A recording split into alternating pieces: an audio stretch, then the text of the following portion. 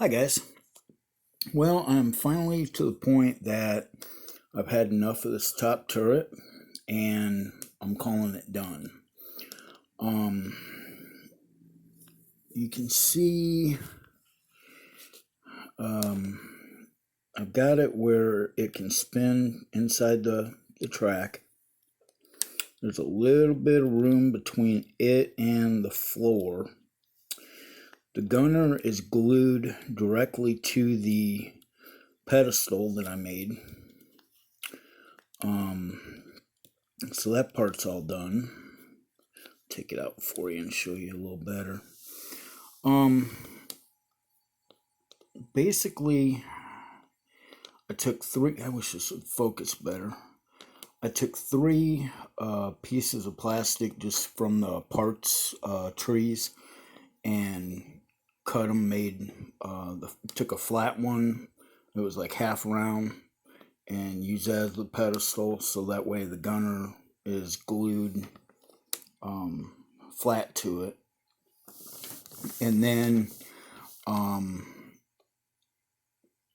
put the guns together, and I've seen a lot of people on these model kits putting guns where they're not going parallel. If you ever seen a real B-17, the guns are parallel everywhere. Ball turret, chin turret, top turret. The only problem with this is I glued the pedestal to the inside of the turret. You can see how I kind of shaved that down so that it wasn't completely round right at the ring, for the reason of it'll rotate better and it won't catch on the turret holders, which it may not anyway. God, keep dropping it. The only problem with those pieces that I made and where they're in the way of the guns. So the guns are only moving just a little bit, but oh well. I'm just to the point. This is actually my third pedestal thing that I made, because the first one was too long and I cut it down too short. Then I made another one and I made it too short. So this is the last one. It's like third time's the charm, and it's going to be done one way or the other.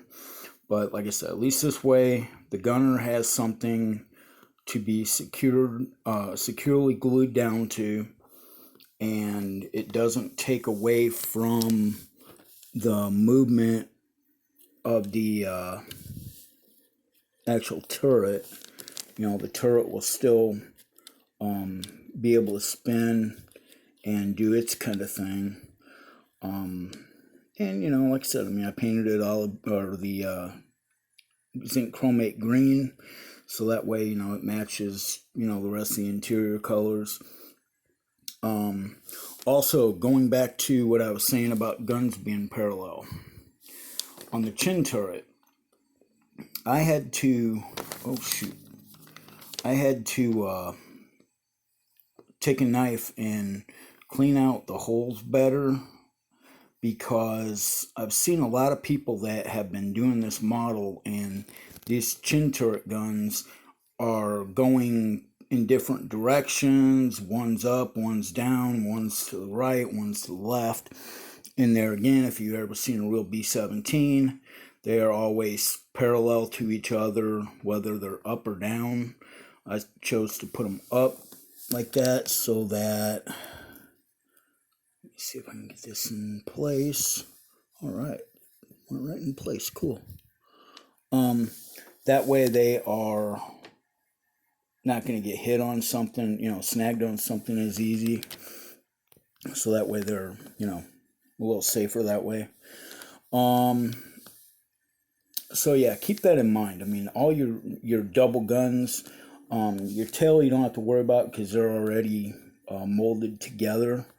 But your top turret guns, your chin turret guns, and your ball turret guns, which I've still got to do the ball turret yet.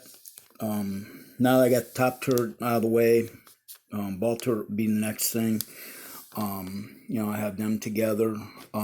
Also, what I did was the glass here for the radio operator. I still got to finish painting the gun where I cut it off. But the glass for the radio operator's room, I took a small drill bit and went ahead and drilled the hole, and then I took one of the existing, there's only 2 more guns for the ball turret, and there's an extra, and then 2 extra guns, just the barrels. Speaking of the barrels, Brian had said on his video, or reply to my video, about putting the 2 guns together, because it says in the directions it's supposed to have a piece going that the other gun glues to. Well, it does not. It shows it in the instructions, it shows it, on all that stuff, but it's not there. So what I actually did was I took a 1/16 drill bit, smallest drill bit I had in my set, and I don't know how well you can see it, but the guns across there, I had to put the 2 guns together, which there again, you can't put the 2 guns together until you run it through that little loop thing that the top turret gunner's holding, because otherwise they're not going to move, which I messed up the movement anyway by putting it the way I did it with the brace. But anyway, what I did was the center piece between the 2 guns, I took one of these separate guns like that, and just cut the end of it off, where the barrel, where it'd be silver. Cut that off, took a 1/16 drill bit, and drilled through what would be like both of these. There's a little hole, and I drilled a hole completely through both sides, and did it real easy by my fingers. I just had the drill bit in my fingers and just hand drilled it, so I didn't break through where I didn't want it to break through. But yeah, that's what I used for a cross piece. I know Brian was saying something about, I think he had used some metal or something like that, which also works. But I figured we had these extra guns here, so I just go ahead and use those. So that's how it worked out on mine. Like I said, my top turret, I'm officially calling it done, because I'm just tired of screwing with it. I want to get this plane done and move on to other stuff. I've only got, probably 4 or 5 more maybe 6 more B-17 kits to build.